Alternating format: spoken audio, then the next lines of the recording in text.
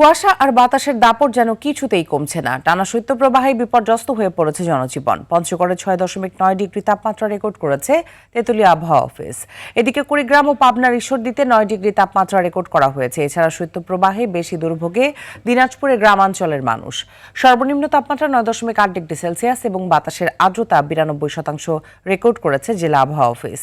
এতে আয় কমে যাওয়ায় গরম কাপড় আর খাদ্য সংকটে পড়েছে এসব জনপদের বাসিন্দারা।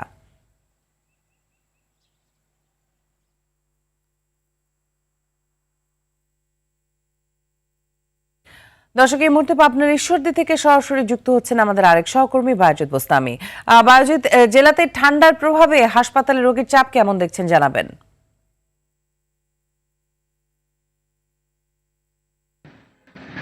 মিতু, আপনাকে ধন্যবাদ। পাবনার ঈশ্বরদীতে শীতের তীব্রতা যেন কোনোভাবেই কমছে না।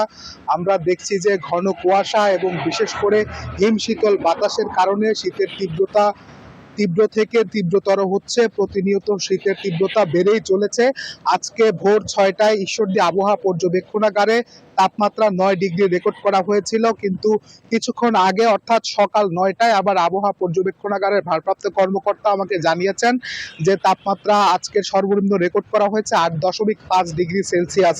তো এই কারণে হাসপাতালগুলোতে রোগীর সংখ্যা বেড়ে যাচ্ছে। বিশেষ করে যারা শিশু এবং বয়স্ক রয়েছে তারা বেশি শীতজনিত রোগে আক্রান্ত হচ্ছেন। ঠান্ডা, সর্দি, কাশি, হাঁপানি রোগে, শ্বাসকষ্টজনিত রোগে আক্রান্ত হচ্ছেন এবং বিশেষ করে চিকিৎসকরা যেটি বলছেন যে শিশুদের ক্ষেত্রে বেশি আক্রান্ত হচ্ছেন এই শীতকালীন রোটা ভাইরাস নামে একটি ভাইরাসে আক্রান্ত হচ্ছেন, যার ফলে তারা ডায়রিয়ায় আক্রান্ত হচ্ছেন এবং এই ধরনের রোগী হাসপাতালে বেশ কয়েকজন ভর্তি রয়েছে। মিতু, আরেকটি বিষয় জানিয়ে রাখি যে এখন আজকে কিন্তু রোদের দেখা মিলেছে, তবে দেখেছি আমরা সকাল সকাল রোদের দেখা মিললেও এখন পর্যন্ত কুয়াশা ভেদ করে রোদের আভা আর রোদের যে আলো সেটি পুরোপুরি এখনো ফুটে উঠতে পারেনি এবং সেই কারণে কিন্তু এখন পর্যন্ত শীতের ব্যাপক মাত্রা লক্ষ্য করা যাচ্ছে এবং আমরা দেখতে পেয়েছি যে সকালে রাস্তাঘাটে বাজারঘাটে লোকজন খুব কম থাকেন। বিশেষ করে শীত বেড়ে যাওয়ার ফলে যারা রিক্সা ভ্যান চালক, শ্রমিক রয়েছেন, ক্ষেত খামারে কাজ করেন, তারা অনেক বেশি বিপাকে পড়েছেন কারণ তাদেরকে অনেক সকালে ঘরের বাইরে বের হতে হয়। তবুও জীবিকার তাগিদে যারা বের হয়েছেন আমরা দেখেছি যে গরম কাপড় পরে একেবারে কাঁপতে কাঁপতে বের হয়েছে। বলা যায় যে পদ্মাপাড়ার উত্তরের এই জনপদের মানুষ একেবারে তীব্র শীতে কেঁপে উঠছে। যদিও মনে করা হয়েছিল যে গতকাল কিছুটা রোদ বের হয়েছিল, আজকেও কিছুটা রোদ বের হয়েছে, শীতের তীব্রতা কমে আসবে, কিন্তু এখন পর্যন্ত আমরা যেটি বুঝতে পারছি শীতের যে অনুভূতি সেটি কমছে না।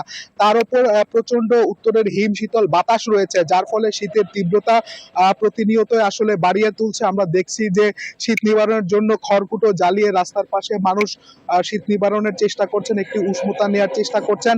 এদিকে যারা ছিন্নমূল মানুষ রয়েছেন, যারা বিভিন্ন রেল স্টেশন বা রাস্তাঘাটে বাজারঘাটে যারা রাত্রি যাপন করেন, এই ধরনের যেসব মানুষ রয়েছেন তারা এই শীতের কারণে অনেক কষ্ট করছেন শীত বস্ত্রের অভাবে। তবে যেটি দেখতে পেয়েছি যে প্রশাসনের ছাড়াও বিভিন্ন সরকারি বেসরকারি সংস্থাও শীত বস্ত্র বিতরণ করছে। তো মিতু, পাবনার ঈশ্বরদী থেকে শীত নিয়ে এই ছিল আমার কাছে সর্বশেষ খবর। জি, অসংখ্য ধন্যবাদ আপনাকে।